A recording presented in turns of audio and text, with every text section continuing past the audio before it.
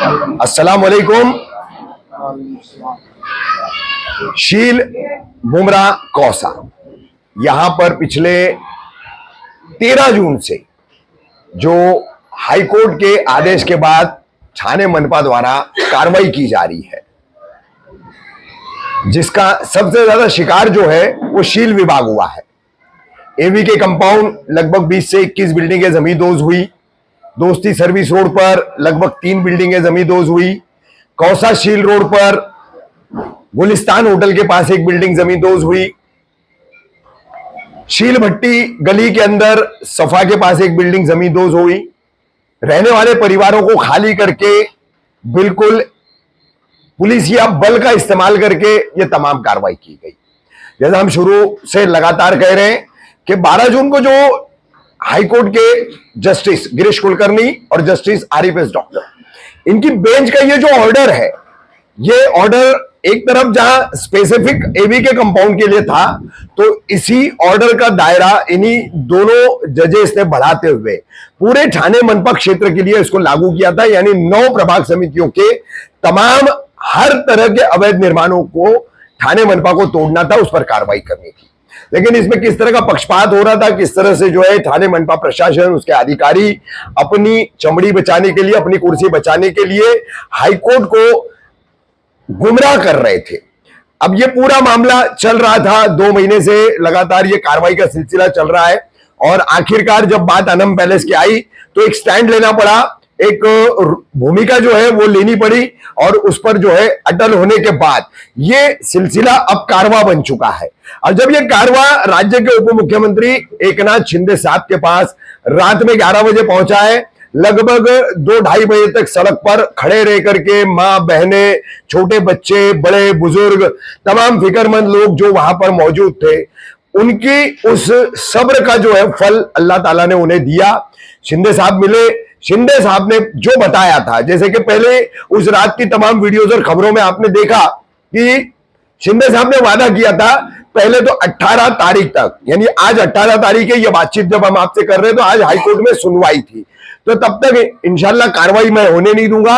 और उसके बाद हाईकोर्ट में हमने जो मौजूदा त्योहारों का सिलसिला चल रहा है, जैसे अब आप देख सकते हैं कि 15 अगस्त का त्योहार गया, फिर श्री कृष्ण जन्माष्टमी का त्योहार गया, अब गणपति का त्योहार शुरू हो रहा है। तो इन त्योहारों के चलते और अक्सर अब ये मौसम विभाग की चेतावनियों के चलते रेड अलर्ट, ऑरेंज अलर्ट जो लगातार लग रहे, तो इन वजह से जो है पुलिस बंदोबस्त अवेलेबल नहीं है, कार्रवाई फिलहाल नहीं की जा सकती, ये हाईकोर्ट को बताया जाएगा।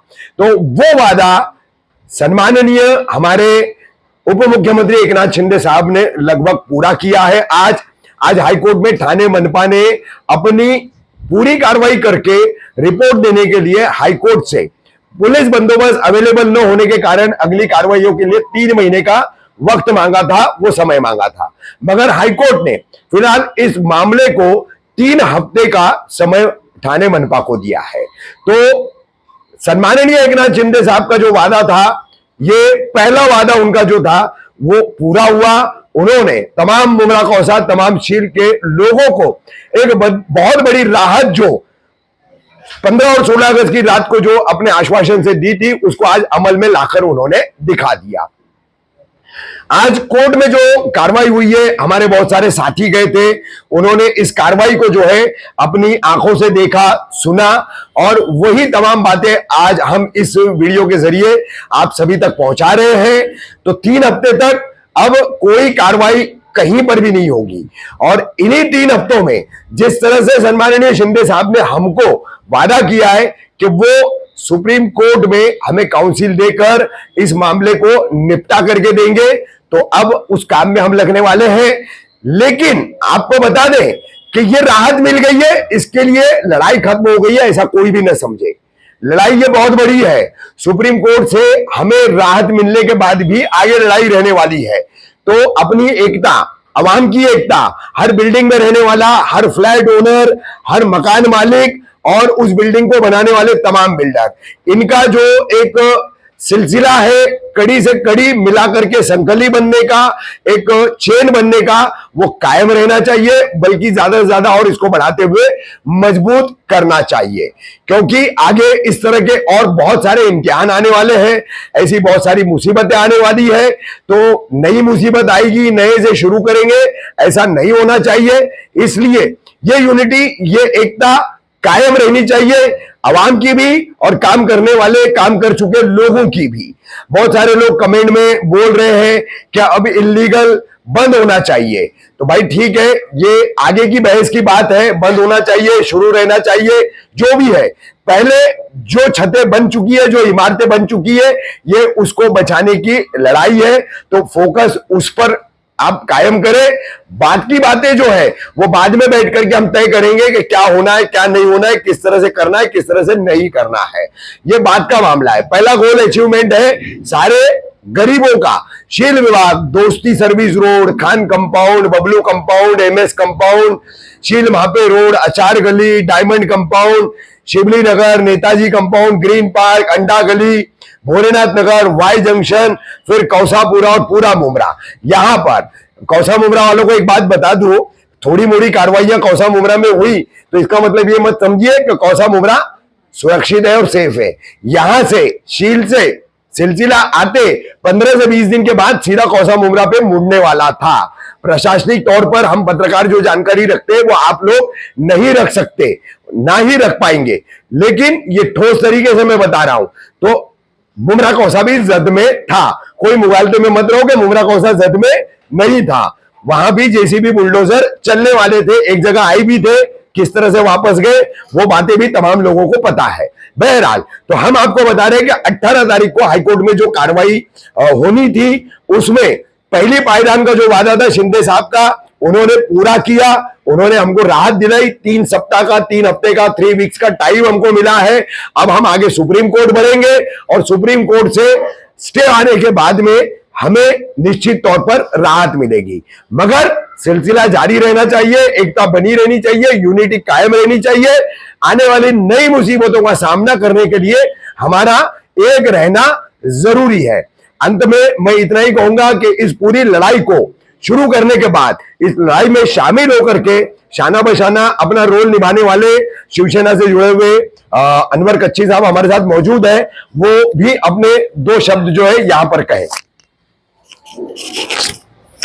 अस्सलाम वालेकुम, नमस्कार।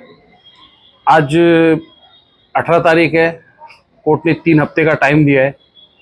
इस दरमियान 2 दिन के अंदर काफ़ी इंटरव्यू हुए, बहुत से लोग मिले, तो ये पूछ रहे थे कि अनवर भाई शिंदे साहब ने ऑन कैमरा कुछ बताया नहीं और ये जो है कार्रवाई रुकेगी कि भी नहीं, ये खाली आपको बोल के भेजा। तो मैंने माफी के साथ चाहता हूँ, बीच में कहना चाहूंगा, ये कहने वाले जो लोग रहते हैं और पूछने वाले लोग रहते हैं ना, उनका ऐसा कहना रहता है कि आज निकाह पड़ा, रात में बच्चा दिखा।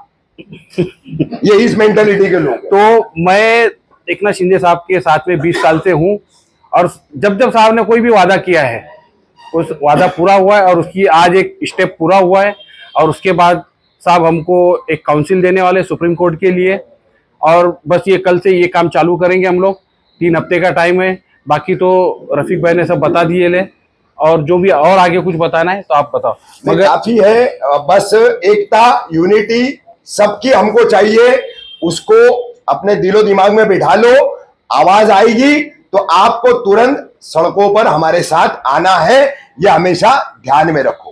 और एक बात मैं और बताना चाहूंगा, ये तो मामला हुआ पूरा सिल विभाग के अंदर वाई जंक्शन से इस तरफ, मगर मुमरा के उस तरफ मैं एक बात बताना चाहूंगा कि करीब करीब 500-600 बिल्डिंग ऐसी है जो धोखाधड़ी के लिस्ट में है और उसको भी तोड़ने का ऑर्डर था, मगर वो टलते जा रहा। मगर आज ना कल 1-2 साल के अंदर वो भी, मगर साहब से हमने उसका भी वादा लिया है और साहब ने कहा है जितनी भी धोखाधड़ी बिल्डिंग है उसको हम लोग क्लस्टर के अंदर लेंगे और जितने टैलेंट है उनको क्लस्टर के अंदर हम लोग रूम देंगे।